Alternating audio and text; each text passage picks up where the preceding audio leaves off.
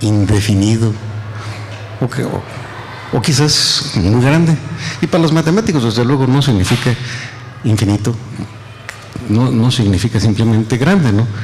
Yo quisiera discutir primero algunos números grandes.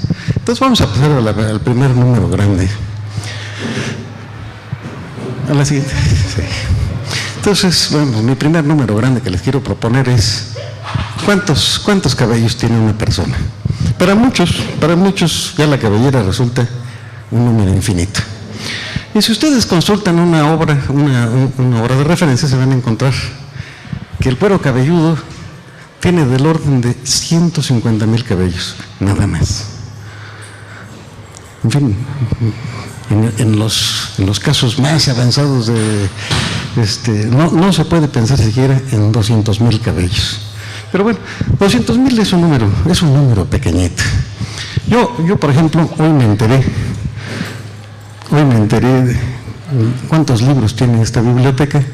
Y bueno, pues un cuero cabelludo tiene apenas un poco más el número que la biblioteca. Vamos a pasar a la siguiente, ¿no? Quizás resulte un número mucho más interesante el cuento del ajedrez. Yo les voy a contar el cuento que a mí me pasaron cuando era niño. Les paso el cuento en los mismos términos. Sin embargo, pienso hacerles el cálculo con un poco más de detalle y con más seriedad. Según esto, había un rey que se aburría y hizo un concurso para presentar algún juego de mesa inteligente. Y a la persona que le presentó el ajedrez, después de haber quedado fascinado con el juego, le dijo: ¿qué es lo que quieres que te dé a cambio? Y entonces esa persona le dijo: bueno, pues ya ves el tablero, lo que yo quisiera es que me des un grano de maíz por la primera casilla. Estoy diciendo, yo estoy hablando de maíz porque vivimos en México, ¿no? Pues bien puede haber sido de trigo, yo voy a hablar de maíz. En fin, por la segunda casilla, 2 granos. Para la siguiente casilla, la tercera casilla, pues el doble, no 2, sino 4. Y después de 4, 8, 16, 32, 64. En fin, déjenme ponerles explícitamente el cálculo detallado. O sea, la idea entonces es, déjenme ponerlo aquí, un grano de maíz por el primer cuadro, por el siguiente 2, luego 4, 8, 16, y así me tengo que seguir uno tras otro, multiplicando por 2, por 2, por 2, cosa que no tiene realmente mucho mérito, ¿no?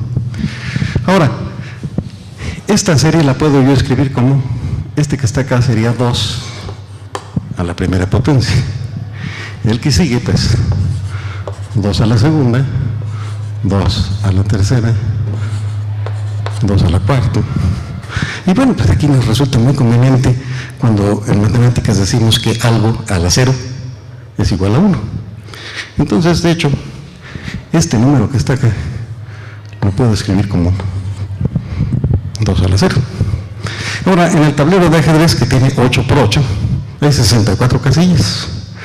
Entonces, pues yo tengo que seguirme y hasta el final voy a tener 2 a la 63. Esos serían todos los cálculos. Y después, hacia el final, vean ustedes, tengo que sumar todos estos hasta el último. Y esta precisamente es la respuesta que estoy buscando para la suma de todos los granos de maíz. En fin, ahora, para hacer esta suma, desde luego puedo sentarme a hacer la suma uno por uno, y en un rato, posiblemente un poquito más de una hora, estoy pensando con una calculadora pequeña, ¿verdad? En fin, pero lo interesante es que si yo multiplico toda la ecuación por 2, lo que yo obtengo sería 2s, y entonces al multiplicar todos por 2, me va a quedar 2 a la 0 más 1, 2 a la 1, más 2 a la 2, más 2 a la 3, así sucesivamente hasta el último, que queda 2 a la 64. En fin, yo estoy simplemente siguiendo el truco de cómo se hacen estas sumas, ¿no? El siguiente paso consiste en restar este de este, 2S menos S simplemente me da S, la suma que ando buscando. Y si yo resto todo este renglón del segundo, vean ustedes que este 2 a la 63 se va a cancelar con uno que está acá.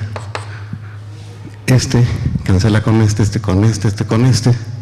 Entonces, al hacer toda la resta, me va a quedar 2 a la 64 de este renglón menos 2 a la 0. Y esta es la respuesta. Esta es la respuesta. Este es el número de granitos de maíz que nosotros tenemos que aquel rey tenía que cubrir, ¿no? Desde luego, esto se puede expresar en notación binaria de una manera muy sencilla. 2 a la 64 es un 1 con 64 ceros, de lo que hay que restarle un 1. Así que la respuesta en binario son 63 unos. 1, 1, 1, 1, son 63, ¿no? Bueno, pero desgraciadamente a nosotros nos gusta la expresión en base a 10, así que vamos a pasar a la siguiente.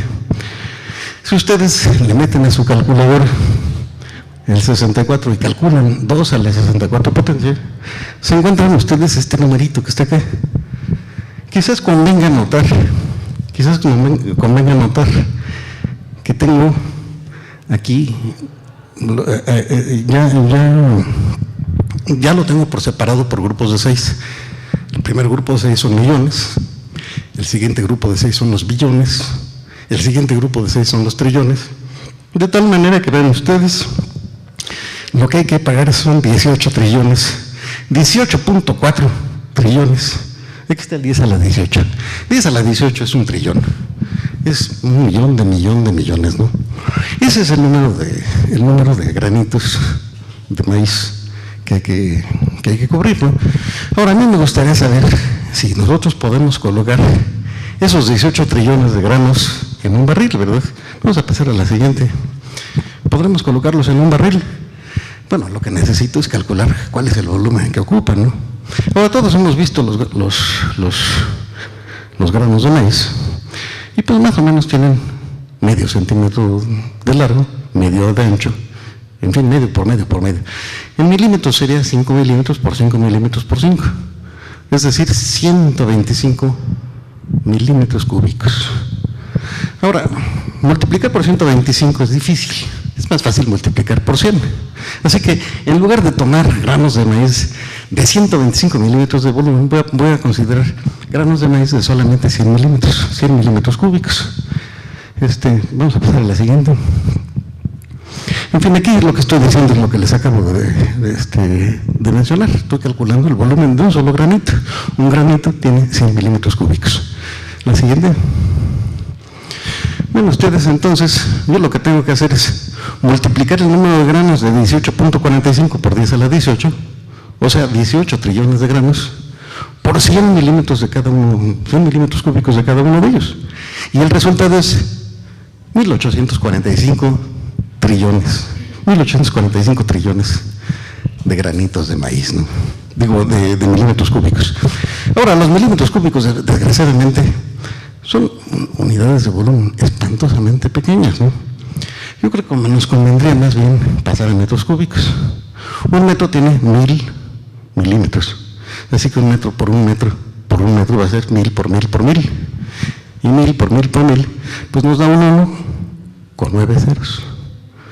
Bueno, entonces lo que yo tengo que hacer es dividir este numerito, 1845 trillones, entre 1 por 10 a la 9. Y si yo hago eso, pues obtengo 1845 por 10 a la 9 metros cúbicos. En fin, pues, recorriendo el punto, eso resulta ser 2 billones. 2 billones, billones nuestros, no de los gringos. 2 billones de metros cúbicos. Entonces ustedes verán que efectivamente los granitos de maíz no caben en un barril. Vamos a pasar a la siguiente. La superficie de Querétaro es de aproximadamente 11.500 kilómetros cuadrados. Bueno, vamos a pasar eso a metros cuadrados. Si lo ponemos en metros cuadrados, la superficie de Querétaro es de 11.5 por 10 a la 9 metros cuadrados. Ahora, yo lo que quisiera hacer es lo siguiente. Quisiera construir el gran granero de Querétaro, que pues es el lugar donde voy a colocar los granitos de maíz. Entonces me imagino que ocupo para este granero toditito el estado de Querétaro y quiero ver de qué altura tengo que hacer el granero para ponerle los granitos de maíz. Entonces vamos a pasar a la siguiente. Nosotros sabemos que el volumen de este granero pues sería la base, el área de toda la base de todo el estado de Querétaro multiplicado por la altura, ¿verdad? Es decir, yo lo que estoy proponiéndoles es que esto que está acá, 11.5 por 10 a la 9 por H, es el volumen que debe tener ese granero, y ese volumen debe ser igual al que acabamos de decir que ocupaban los 18.45 trillones de granos de maíz. Y si lo resuelvo, ven ustedes, obtengo la cifra fría de 160 metros. Ustedes necesitan crear una cajita que tiene toda la superficie del estado de Querétaro y tiene 160 metros de altura. Bueno, yo he querido plantearles este número grande. Es un número grande que ven ustedes, como tengo trillones, son 18 cifras, 18 ceros, ¿no? Eran 18 trillones de granos. Así que en el fondo pues son aproximadamente 2 por 10 a la 19. Con 19 cifras ya nos hemos encontrado con un numerito razonablemente grande. Vamos a pasar a la siguiente. Yo les propongo ahora tratar de expresar la masa del Sol en masas protónicas. En fin, ven ustedes, ya pensar en la masa del Sol es pensar en un número inmenso. Pero yo no quiero expresar ese número inmenso en función de unidades grandes, sino que lo quiero expresar en función de unidades chiquitas. ¿Para qué? Pues para tener un número grande, ¿no? Entonces, lo que quiero ver es cuántas veces podría yo, básicamente, cuántos protones necesito yo para tener una masa parecida a la masa del Sol. Vamos a pasar a la siguiente. El cálculo realmente es muy sencillo, miren. La masa del Sol, la he puesto en el numerador, es 2 por 10 a la 30, en kilogramos. Eso es lo que pesa el Sol, así como lo ven de inmenso, pesa 2 por 10 a la 30 kilogramos. Y en el denominador he colocado la masa de un solo protón. Ven ustedes, la masa de un protón es 1.67 por 10 a la menos 27. Es muy ligero, ¿verdad? Pero al tomar el cociente, ven ustedes que lo que queda es un 10 a la 57. Entonces, la cifra, la verdad, empieza a ser colosal. Hace rato teníamos con 19 ceros y ya se sentía el efecto de los grandes números.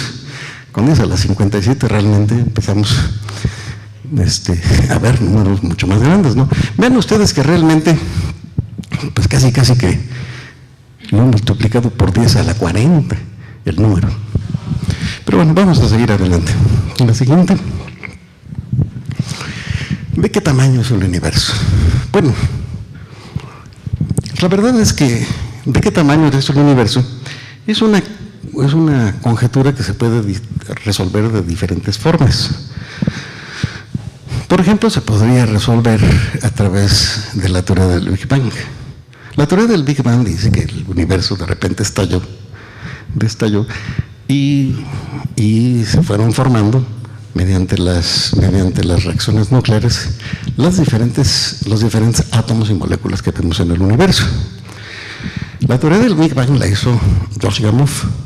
Es una teoría muy sólida porque, entre otras, explica con detalle la constitución química del universo y además permite explicar otros problemitas, como son el hecho de ver que el universo está en expansión. En fin, una manera sería entonces utilizar la masa que interviene en la teoría del Big Bang para responder la pregunta que estoy tratando de plantear en el punto número 5. Sin embargo, yo tengo ganas de irme por otro lado. Me quiero ir por este lado, ven ustedes. Ustedes saben que con la teoría de la relatividad se descubrió el efecto Doppler en electrodinámica. Y este efecto de Doppler tiene que ver con lo siguiente: cuando ustedes ven una galaxia lejana y la luz que viene de esa galaxia lejana, la hacemos pasar por un prisma y luego la pasamos y la fotografiamos. Vemos que en las estrellas que estamos viendo a través de este montaje, pues tienen básicamente la misma constitución que el Sol. O sea, tienen helio, tienen hidrógeno. Sin embargo, se alcanza a observar que las rayas que provienen, por ejemplo, del hidrógeno de nuestro Sol, o provienen del hidrógeno de las galaxias lejanas, las rayas no coinciden perfectamente, sino que están ligeramente desplazadas. Están desplazadas hacia el rojo. Este desplazamiento hacia el rojo se explica en función de la teoría de la relatividad mediante un hecho muy sencillo. Lo que sucede es que las galaxias se están separando de nosotros, se alejan. Y este hecho lo observó experimentalmente, como dicen los astrónomos, lo observó Hubble. Él tenía a su alcance las distancias medidas de muchas estrellas, distancias que algunas él mismo había medido la distancia, pero él no conocía la velocidad con que se alejaban. Sin embargo, esa velocidad de alejamiento se podía determinar midiendo el corrimiento hacia el rojo de esas galaxias. Vamos a pasar a la siguiente. Entonces, básicamente yo lo que quiero aquí es señalar que Vesto Slipher, que está aquí, Vesto Slipher tenía mediciones de la velocidad de alejamiento de muchas galaxias. Y estas velocidades se habían determinado a través de medir el corrimiento hacia el rojo de esas galaxias. La idea es que se había encontrado que las galaxias, entre más lejos están, más rápido se alejan de nosotros.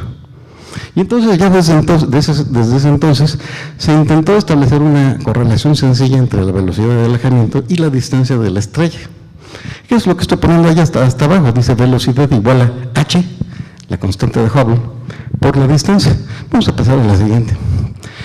Esto que está acá es una fotografía de una gráfica en donde se ha colocado en el eje vertical la velocidad con la que se alejan las estrellas y en el eje horizontal se ha colocado la distancia a la cual se encuentran las estrellas. Entonces, básicamente el problema de Hubble era determinar la pendiente de esta recta respecto del eje de la distancia. Y desde aquel entonces, y con los datos que disponían ya en ese entonces, se pudo llegar a un valor para la constante de Hubble. Desde luego, esto fue en 1929, de 1929 para acá, se han aumentado la resolución de los telescopios, se ha mejorado la calidad de las medidas, se ha mejorado la precisión con la que uno conoce las distancias a las estrellas. Así que la constante de la ley de Hubble